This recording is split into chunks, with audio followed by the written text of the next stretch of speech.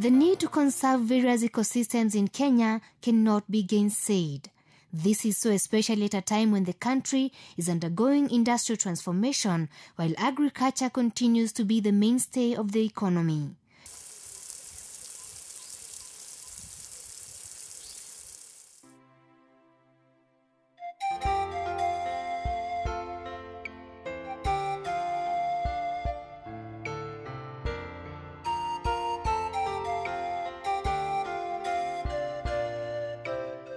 Globally, aquatic ecosystem and their associated catchments have played an important role for humanity. We get fisherfolk using the wetlands. We get agricultural people farming next to the wetlands. We get people, pastoralists, taking their animals, especially when it is very dry in the upcountry. They go to wetlands to take water. So in terms of uses of land, wetlands provide a multiple use. Wetlands are a habitat which can stabilize the environment. For instance, if we take coral reefs as a part of the marine wetlands, coral reefs, they absorb the extra carbon dioxide from the atmosphere for their own growth. And when they are absorbed carbon dioxide from the atmosphere, it means they are reducing the global warming gas from the atmosphere, and that improves the issues of climate. Wetlands have great significance not only to the surrounding riparian populations but also to the other natural ecosystems. Kuna kwingine tuna mashamba lakini tumeacha tukateremka hapa kutafuta mashamba kwa sababu ya haya maji ya Lake Naivasha. Na wakati kama huu yameenda na ziwa limekauka, tunaona kama ni hasara. Wakati lilikuwa karibu, maji haya yakiwa karibu kama vile nimepita, meona hii mitaro inalete maji. Maji haya yanarahisisha kazi yetu sana ya ukulima. The values of wetlands are threefold, ranging from ecological, hydrological, and economic.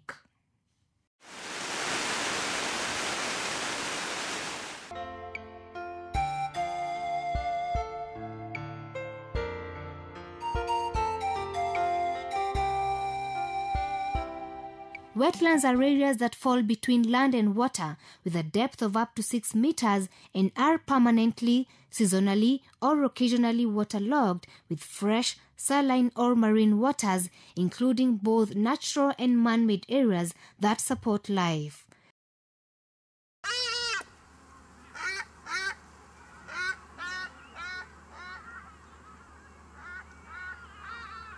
They are among our planet's most diverse and varied habitats.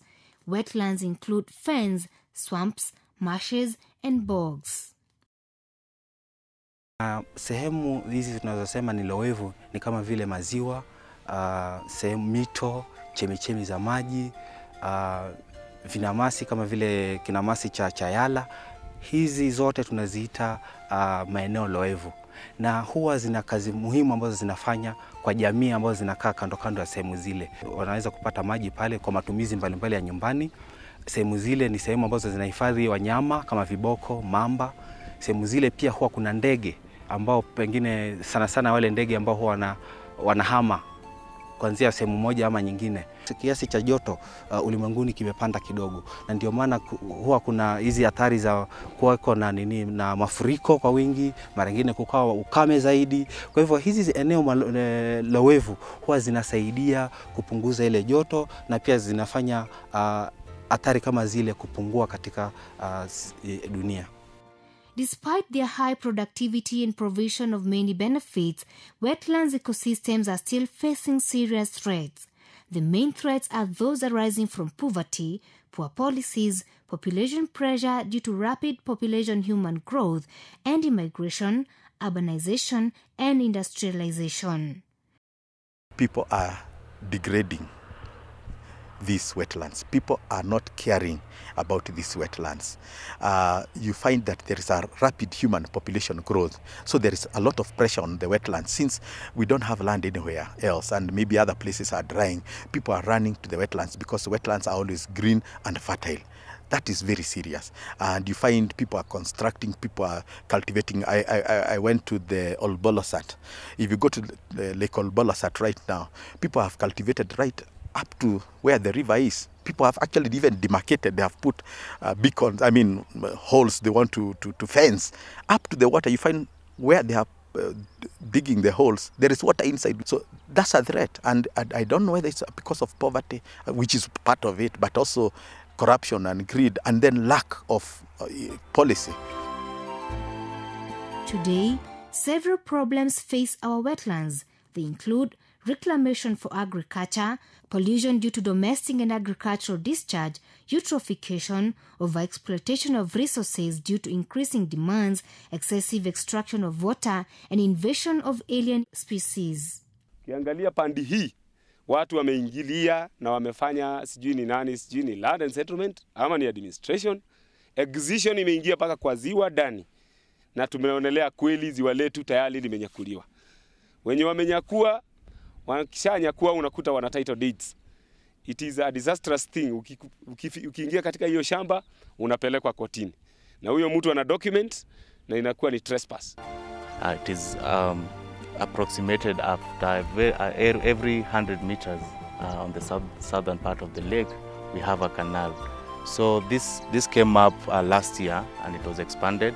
It has been a threat to wildlife that is around here. As you can see, it's a massive structure here, and you'll expect those animals that are this side of the lake, it's very difficult for them to cross over to this side. So we even had cases of wildlife, domestic animals drowning in this place here. And again, it's a health hazard to human beings because it's quite massive. There is also inadequate awareness and appreciation of important wetland ecological processes and social-cultural benefits. To a great extent, lapses in policy implementation have accelerated encroachment and degradation of wetland ecosystems. We need to really strike a balance between the environmental functions of wetlands and on the other side, the economic, the livelihood. So how do we strike so that then we do not dry off the wetlands in the name of livelihood, that our people are hungry. The flower farms are important in Lake Naivasha. They need all the water. And they have about 30,000 people that they have employed in it. Okay, that's just fine. It brings us $300 million a year. Okay, that's good for our economy. But how long will that lake last? The stakeholders came together and drafted a policy, which I want to believe is in the hands of the minister. And so we are pleading with the minister, push it to the cabinet, and let it be an issue that we all discuss, and so that then we save our wetlands. During the past few decades, rapid population growth along the catchment areas of aquatic ecosystems in Kenya have resulted in an intensification of human activities such as industrialization, agriculture, and urbanization. These have led to increase in deforestation, surface runoff, leading to sedimentation and siltation, causing an ultimate deterioration of water quality, quantity, habitats, and biodiversity. We will say the flower farm is a problem, but how is it a problem? You realize sometimes back when we had most industries failing in Kenya, we had a big influx of people coming to Naivasha looking for jobs. So a population that was like 50,000 shoot up to like 300,000. What that meant is that we have more pressure on amenities such as sewerage system, housing. There's a lot of pressure. And unfortunately, the Municipal Council of Naivasha is not able to handle that. So, that being the situation, we have had more like unplanned settlements around the lake, which don't have proper sanitation. So when it rains, I wish you were here when it rains in Naivasha, and you see the kind of garbage that comes, along the drainages. With the advent of global climate change that has heavily impacted on Kenya, there is a growing need to conserve our wetlands to mitigate this change. In responding to these challenges, the government and other stakeholders have identified wetlands as the key areas that require special attention for safeguarding. You're all aware that NEMA is the principal organ of government charged with coordinating all environmental activities in Kenya, and that includes wetlands. So we have a very broad mandate in terms of ensuring that the environment is managed in a sustainable manner and that its resources are used wisely. The role played by these stakeholders is in line with the Ramsar Convention, the intergovernmental treaty that was adopted in 1971 in the Iranian city of Ramsar. The treaty provides a framework for national action and international cooperation for the conservation and wise use of wetlands and their resources in an attempt to stop the loss and erosion of important wetlands and habitats. Being a signatory to the Ramsar Convention is expected to benefit by virtue of implementing the principles of wise use. And wise use here we mean sustainable utilization of wetlands. We expected to utilize them so that the future generation can also benefit from these wetlands. And as a wildlife agency, we are mandated to conserve wildlife in this country. And this wildlife is also wildlife that we find in wetlands. So wetlands should be conserved wisely. As a resource that contributes directly to the lives and livelihoods of communities, the need for a coordinated management of wetlands is imperative.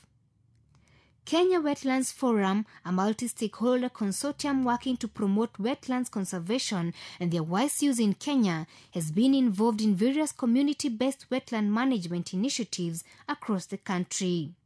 We've also carried out a lot of education and awareness, trying to educate people on the policies and regulations that govern wetlands, and generally to try and see the best practices of these wetlands so that the communities have the wetland and get the best out of it.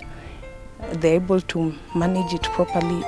There are, however, commendable wetland conservation efforts by sections of the community. A collective role in wetlands conservation remains one of the most essential tools to arrest destruction of these vital ecosystems. I designed this wetland myself, and this land is about 40 acres where I have put forest, and within the forest I have allowed even sheep to roam freely so that they can keep vegetation low and continue with its own nature without me interfering with it. I've had a gold award, which is Eco-Challenge Award by the Total Kenya. Kenya became a party to the Ramsar Convention in 1989, and to date, there are over 159 contracting parties across the globe which have designated a total of 1,883 Ramsar sites. Kenya has 5 such sites, including Lakes Nakuru, Naivasha, Baringo, Bogoria, and Elementaita. Kenya Wildlife Service is a designated government implementing agency of the Ramsar Convention. So as an administrative authority, we are in charge of ensuring that we implement Ramsar principles in the country. We should all come together as a nation and conserve our wetlands, restore our forests, which are the major catchments for water, which then recharges the wetlands. Being a member of the convention, the government has an obligation to develop and implement legal instruments to safeguard wetlands. The government has since developed a draft wetlands policy. We have headed the development of Kenya's national wetlands policy.